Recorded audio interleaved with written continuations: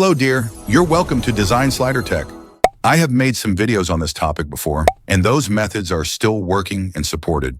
You may want to check them in this video description and in the pinned comment. So today, I'll be showing another command, which is new and better. Here is the new method to skip the Microsoft account sign-in when installing your Windows 11. On the screen where you see the country and region, or when you get to add your Microsoft account screen, stop right there and hold down the Shift key and press F10 or function key with Shift and F10. This opens the command prompt. Then type this command text. When you're done typing, press the Enter key.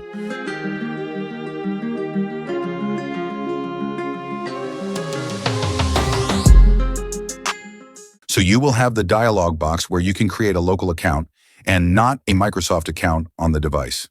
I put in my name, and you may put a password if you want it.